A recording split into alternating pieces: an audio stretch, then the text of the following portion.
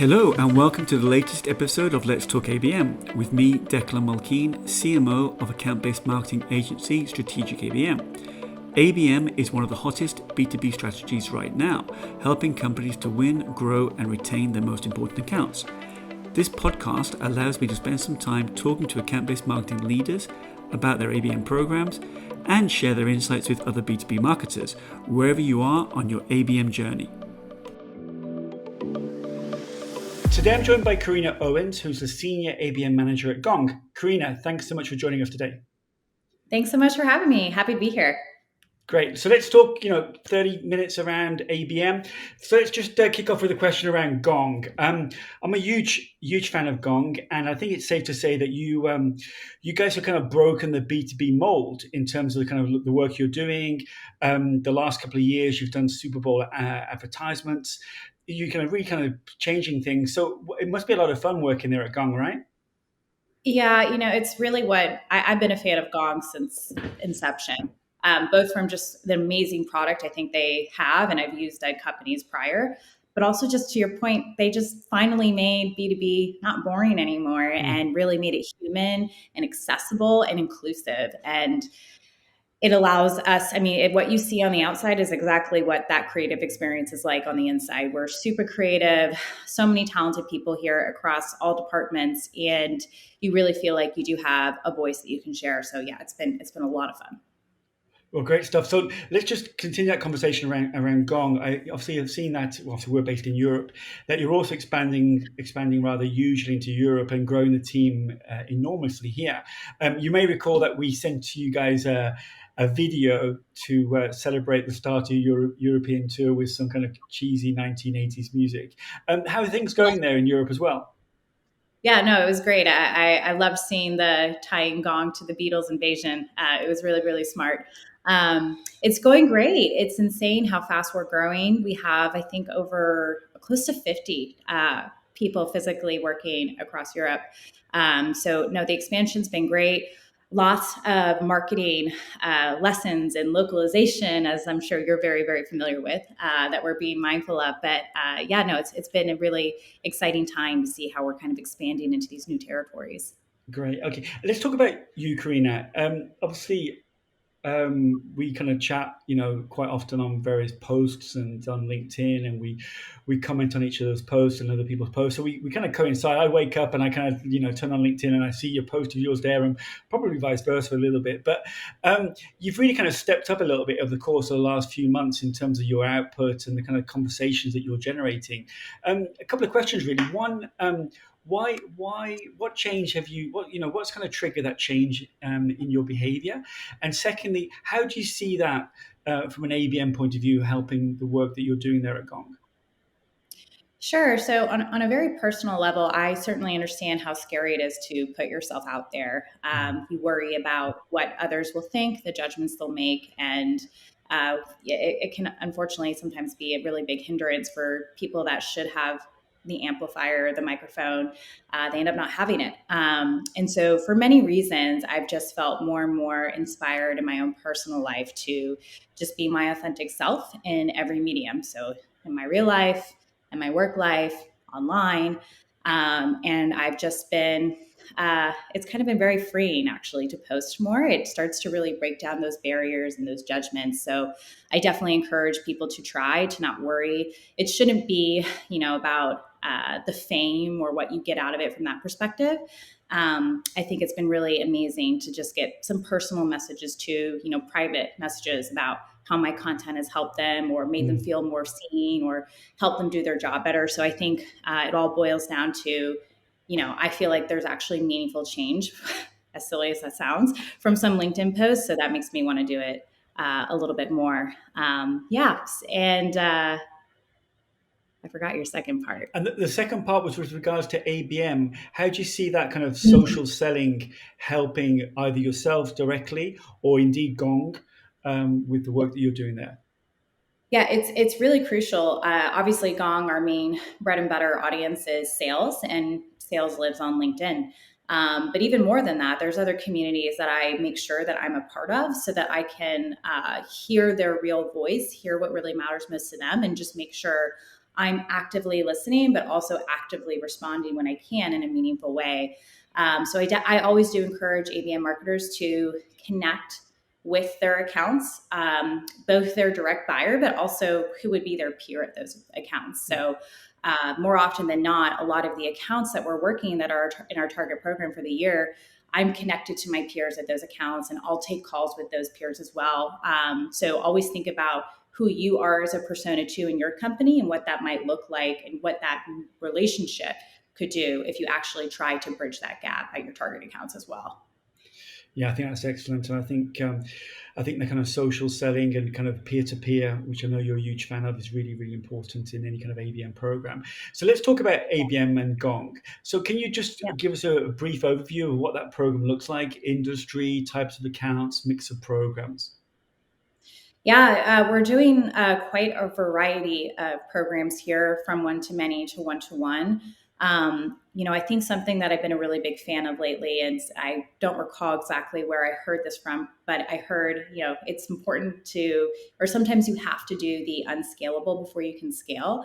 And I don't think Gong is a stranger to that, right? It just has been hyper growth, particularly over the last 3 years. And many things have had to be programs that are not really quite scalable, but you learn how to scale them over time.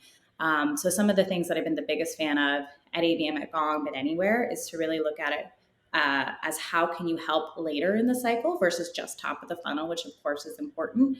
But that's really where I see the rubber hit the road, is involving ABM in those later stages in the cycle. You really get to understand what their problems are. You are able to better understand the personalities and the needs of the people across the buying committee. So it makes tailoring those programs a lot more realistic, or it rings a lot more true. Yeah. So a lot of what I've been doing has been, like you said earlier, those peer-to-peer programs. I've been a big fan of building communities, even just tiny micro communities, with buying committees and then other lookalike clients. So there's a couple of different things we've been doing, really from a one-to-one perspective, that we've seen that has been pretty powerful. And talk to us about sales. So I know obviously Gong being a sales enablement platform, how are you working with your own sales teams there? How are you kind of building that alignment on those accounts that you're both working on? Yeah. So I do think that Gong is pretty unique, and we have just an incredible content engine. So I will hear every sales leader say that they've never been able to work with a company like Gong from the marketing engine perspective. But there is that level of tailored personalization that you have to do with your internal relationships with sales as well. And I always err on the side of over communication, and it's always served me really well. So I never assume that one meeting or one Slack message is going to hammer home the message. I try a variety of different things to make sure that our sales team is always informed. So we are having several meetings where it's one-on-one. So it's the entire account team, which can involve client success, the AE, the ISR or SDR. And we'll just get together and we'll talk about the data. And I think that's one of the most important things you can do, is to really be stewards of data as an ABM marketer, any marketer really. And that's really what allows those relationships to form, right? They start to really trust you. You start to become a really big asset for them in these deals. So long story short, over communicate, forge those relationships, have those one-on-one meetings, but also figure out how you can give them information via email, via Slack, via recorded video messages. I like to think about us being like always on with the sales reps. And I think more is more with information and communicating with them. And would it be the case then, Corrina, that you're actually suffering from your own success, and that your services are in demand now more and more because people are hearing about the great work you're doing? Say that again. I'm so sorry. No, would it Hopefully be you that can cut out. would it be that you're suffering from your own success now, that Oh, because of the great work you're doing with your sales colleagues, that more and more people want you to help them with their accounts? Yeah, which is a great problem to have, right? You want to have that problem where sales is always kind of asking for more and wanting more, and build the buy-in. That's the place you want to be, to where you're having to basically, set expectations and boundaries. You're totally right. That is the relationship you need to start at, in my opinion, and then you can work on setting those guardrails about when you engage and how much and what does that look like. But yeah, you're exactly right. Yeah. So if you recall, a few months ago, we asked you to tell us about your ABM highlight of 2021. And I think I was just watching it again now before we came onto this recording, just to kind of remind me about what you said. And one thing that stood out for me was the fact you talked about having a give versus a get mentality, and that you Yeah. believe really strongly in this, how, the work that you do with your customers. So can you expand a little bit more on that? Yeah, I'll give an example. It seems to be one that's resonating with a lot of marketers I talk to lately. I don't think it's something that a lot of people are putting into practice, but it does go back to that idea of community and being where your buyers are. One Mm, of the channels that I've been experimenting with just personally is Reddit. You'd be surprised, especially in the SaaS tech space, how much questions about your product, your specific product, but then of course too just the general buying points and challenges that people are facing. And I come to those forums and comment threads with advice from our own content, and I will actually give helpful advice back within those comments. And then if they want to continue the conversation, then maybe I'll include the link to the article or the ebook or what have you. But that's been a really interesting way for me to see how building that trust over time is really crucial. And so everybody knows, 5% of your buyers are ever really in market at any mm, given time. Focus on that other 95%, right? And you do that by constantly showing up and being active in places where your buyers are. So I've been experimenting a lot with just giving helpful information. Things I've done in the past too that have worked really well is consider how you can lift up your buyers or your future customers before they even put pen to paper and do business with you. And so some things that I've done in the past before is actually nominate some of these individuals for awards. And it's again brought something like really special to them and really meaningful. It's such a rare thing for people to actually be lifted up in their jobs, even by their own companies or by the mm. industry at large. So I think if you are thinking with that mindset um, at the forefront with any engagement you're doing, you'll find that people are going to be so much more willing to want to engage with you, pick up the phone and chat with you, and stop their busy days to make time for you, because you've already shown something that is not about your product or what you're selling, but it's about building that relationship and that community with your buyers or your future buyers. And it's about you, right? And I think that comes across when I see your posts on LinkedIn, for example. I think your personality comes across, Thank and you. I think the kind of the passion you probably have, that you have rather, for the subject, comes across as well. And I think that when you see the comments and the way that people engage, and a lot of people come back and join in the conversations, I think that's just part of that kind of giving rather than kind of asking, right? Yeah, no, thank you. I really appreciate that. It's definitely something I live my life by. So I'm happy to be able to find ways to do that in my job. So let's talk about. We're in 2022 now. We're in April, I think. We equally asked you at the beginning of the year, rather, for your prediction for Yeah. this year, and obviously now we're 4 months in. The one thing that you predicted for ABM for this year was hyper attention and hyper personalization. Do you still stand by that prediction? I do. ABM has become synonymous with technology for a Mm, while. And I think it's become oversaturated as well with a particular channel. So typically paid advertising. And I think too often people have a set it and forget it mentality with some of those channels and programs. And unfortunately, it's just given a wrong perception about what account based marketing can be. And so I do think practitioners of ABM are realizing that they have to stand out a bit differently. And so they can't continue to do the same cookie cutter approach that maybe some of these tech vendors would like us to do. And that does that does mean stepping away from Mm. some of those channels or tactics, or at least the way you would think about it, like targeted demand.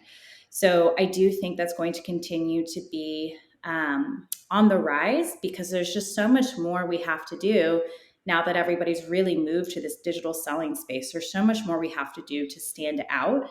And so it's going to be very hard to do that in a mass produced kind of way. I've talked to even a lot of C-level leaders now who can sniff out what marketers and salespeople can't sniff out. So those templatized emails that we've been understanding and seeing and sniffing out for a while, they're starting to see that now too. They're starting to ignore video messages as well. So it's really important. And you and I talked about this, Declan, too, is the LinkedIn voice messages. Yeah. It's same channel, but it's a different way of approaching that channel. And that's not a scaled approach, right? You have to stop, be personal, think about what you're doing. You have a limited amount of time on that voice message. You know, it's under a minute. So you have to be very concise and clear. So yes, I think that's going to continue to be the trend. Yeah, and I think the whole thing around the point you mentioned there, Corrina, around technology, I think the tech vendors, the MarTech and ABM tech vendors, have done a very good marketing job of making ABM and technology synonymous. Yeah, And actually, you don't need technology to do ABM. You just need not at all. a good mindset, a good strategy, a good pen and paper, probably. Um, Yeah, 100%. right. So you actually talked there about targeted demand, which I thought was an interesting expression. There's a lot of talk about demand generation, ABM. Does ABM sit within demand generation, or is it its own discipline? Where one starts, where one finishes, etc. What's your take on those two? Yeah, I think it's dependent, but my personal take on it is I do think that they should be separate disciplines, but I do think they should sit together. I think it's important that ABM knows what demand generation is doing on the other side of the house and vice versa, because you're ultimately touching all of these accounts. Mm, And so it's important that your messaging is clear and concise and that you internally are aligned. It can happen very easily, the misalignment, if these two departments aren't talking. But I also think that ABM is something that is much later down the funnel. And I really hope that the market starts to see it that way as well. In many ways, we're very similar to sales in that we enter the stage just a little bit later. And that's why that partnership is so crucial and that alignment is so crucial. And ABM really becomes how can we best educate and inform these accounts at a later stage, which is, of course, a little bit different than demand generation. So I think that they need to sit together, but I don't think that they can definitely coexist. And I think it's important to know what disciplines ABM is going to be best suited to serve. And to mm. me, I think that is later in the buying journey. Yeah, I like that definition. Another one that I quite like is the one that says that demand generation is above the funnel Mm-hmm. and and top of the funnel. So if you imagine the funnel, you actually have demand generation almost sitting above it, and obviously Right. then ABM is much more the whole funnel, all the way through to acquisition, and then through to customer success, etc. Right? Exactly. Just Yeah. a couple more questions to finish off with, Karina. So, we often talk about ABM as being a journey, and journeys can have wrong turns. You can get a flat tire. You can take you can go left. You can go right, etc. But you've been on this journey for a while. What's your greatest learning from your ABM journey? Oof. Uh, I think I could summarize it in two big bullets, but they're very similar. One is to make sure your executive leadership team is aligned on what ABM is. You should be very comfortable with having them speak about ABM the same way you would in your organization. Mm, If that's not happening, then it's going to be increasingly hard to show value and purpose with these programs. And then the other part of that is be ready to pivot and change. I've been at organizations where we did a lot of external research. We aligned on a specific industry and account, did a ton of custom content customization on the front end. And then when we brought the programs to market, we quickly learned that we were not hitting the mark. This was not a timely initiative. We were not even really a good product fit for the market. And what you need to do in those scenarios is, again, be that steward of data, come back and share your learnings, even if they appear to be failures, even if it didn't achieve the goal you wanted to achieve, because you're still showing that ABM can be a strategic partner, not just within marketing, not just with sales, but with the broader organization, with the go-to-market, with the C-suite. So never be afraid to share your failures, and always make sure that ABM is ensuring that you have one voice in the organization about what ABM's purpose is and what it stands for. Those are fantastic. I love those. And it reminds me of the second part around failing is similar to another guest I've spoken to recently, Akriti Gupta from Google Cloud, who talked about one of the Google tenets is to learn, fail fast, learn fast.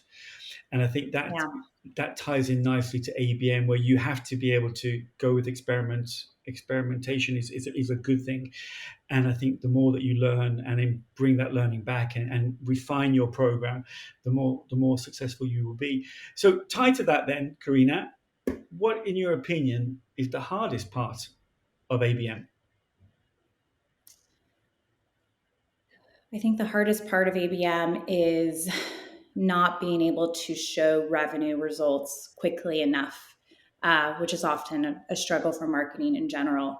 But it is a long game. And I think in many ways, I'm grateful that one of our operating principles here is favor the long term.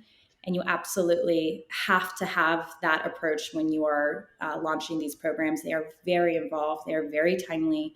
And it's intentional. You're trying to really forge and build a unique and personal relationship with these accounts and the people that make up these accounts. So it's really hard to keep momentum going. But that's why I do encourage people to communicate often those wins, even simple ones like, well, we've now increased the buying committee with more visits to our site, more visits to our demo page. But to also do share the failures and lessons learned. You'll get a lot more credibility that way, and people will be a lot more willing to roll up their sleeves and make adjustments with you. Fantastic. One last question for you, Corrina. You get a phone call Friday evening, you're about to shut down your laptop, open a nice bottle of wine or something, and a friend says, hey, I've been asked to run an ABM program and I have to go and present on Monday morning. And you're saying, oh, okay. So what's the one piece of advice you give them for that presentation that they have to give on the Monday morning around launching an ABM program? Throw out all your acronyms. Make everything in each slide about the business outcome that you are looking to achieve or planning to achieve. That's often the thing that I think. Yeah, it's simple, but it's you would be surprised how many seasoned marketing leaders still lead with metrics that are acronym based and they don't speak to the broader business value. So that would be the number one thing I would say. So kind of basically demystify the language, simplify it, make it about the business, not about you in marketing, and that should go down better, right? 100%. That's fantastic advice to finish off on. Corrina, thank you so much for your time today. Thank you for sharing your ABM journey. And I wish you and the whole team there at Gong every success for the future. Thank you, Declan, and thank you all that you do for this community. We appreciate you. Thank you. If you enjoyed this episode of Let's Talk ABM, be sure to subscribe so you're notified when a new episode is posted.